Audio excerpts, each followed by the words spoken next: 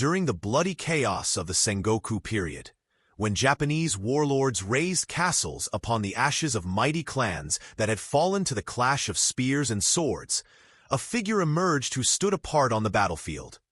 A warrior whose mind was as sharp as his blade, and whose commands were followed by his men with almost religious devotion. His name echoes through history as a symbol of strategy, discipline, and power. He is Takeda Shingen, known as the Tiger of Kai. Shingen was more than a daimyō. He was a master of war, a shrewd administrator, and a visionary leader. Bearing his famous banner emblazoned with the words, "Swift as the wind, silent as the forest, fierce as fire, and immovable as a mountain," he marched across battlefields strewn with fallen enemies, leaving an indelible mark on Japan's military and political history. Rival of Uesugi Kenshin, feared enemy of Tokugawa Ieyasu, and respected even by Oda Nobunaga, Shingen ruled through strength, intelligence, and a perfect balance of pragmatism and honor. His control over the province of Kai became a model of administration and loyalty, and his army a war machine feared throughout the Japanese archipelago. This is the story of Takeda Shingen, the warrior who became a legend. Japan in the 16th century was a land consumed by flames. After the collapse of the central authority of the Ashikaga Shogunate, the country plunged into an age of endless war known as the Sengoku Jidai, the Warring States period.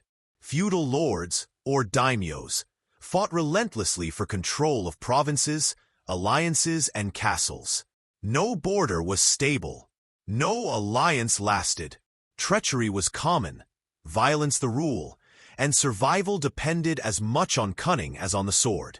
It was in this landscape of chaos and fragmentation that one of Japan's oldest and most respected clans thrived, the Takeda. Direct descendants of Emperor Seiwa, they took pride in a lineage that traced back to the great generals of the past. Established in the mountainous province of Kai, in the heart of Japan's main island, the Takeda ruled a land of icy rivers, steep slopes, and wide pastures, a geography that forged hardened, resilient warriors. At the center of this clan stood Takeda Nobutora, a lord of fierce temperament and immense ambition. He consolidated power over Kai with an iron fist, crushing rival clans and establishing an order based on fear. Nobutora was a cunning man, but also cruel and unpredictable, whose harsh rule left even his most loyal vassals in constant tension. For him, power was a matter of absolute control, even over his own family. It was under this man's shadow that, in the year 1521, his firstborn son Takeda Harunobu was born, the boy who would one day be known as Shingen. The heir's birth brought relief to some and anxiety to others. Chroniclers and priests of the time wrote of strange omens in the skies and fields, thunder without storms, restless animals, and an eerie glow on the horizon. But as so often happens with those destined for greatness, Harunobu's childhood would not be one of peace. Under the distrustful gaze of a father who saw in everyone a potential threat, even in his own son, the young Harunobu learned early that leadership required more than noble blood. It demanded courage, vision, and above all, the determination to break from the past. From an early age, Harunobu understood that trust was a rare and costly currency. His father, Takeda Nobutora, did not see in his firstborn a worthy heir, but rather a potential rival. With his violent and unpredictable nature, Nobutora did not hesitate to punish his subordinates harshly or humiliate those who displeased him. His contempt for his eldest son was no secret. He called Harunobu a coward soft, claiming he should become a monk instead of a warrior. He repeated these insults publicly, before counselors and generals, as if to kill his son's leadership before it could even bloom. Meanwhile, the younger brother, Takeda Nobushige, received their father's affection and favor. More affable, less ambitious, and seemingly easier to mold, Nobushige became the favored son. Harunobu grew up watching that favoritism turn into internal politics, Rumors spread that Nobutora intended to replace his legitimate heir with the one he found more controllable. Surrounded by a hostile court, the young Harunobu learned to measure every word and every step carefully. If he could not be loved by his father, he would be respected by his warriors. If he could not be chosen, he would be feared. If he could not be guided, he would forge his own path. Little by little, under the tutelage of masters chosen from among the clan's best, Harunobu began to shape the destiny that would make him one of the greatest figures in Japanese history. Harunobu began his training. Martial discipline was the first step. He learned to ride, to shoot arrows at full gallop, and to handle the sword with refined technique. But his mind longed for more. Fascinated by ancient tactics, he immersed himself in the teachings of Sun Tzu. Yet the spirit of a true leader, he soon understood, was built on more than war.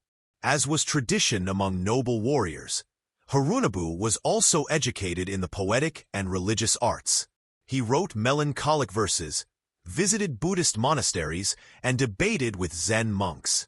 He sought to understand not only how to conquer territory, but how to govern the hearts of men. Thus grew the young tiger of Kai. Rejected in childhood, forged in silence, cultivated in both steel and letters.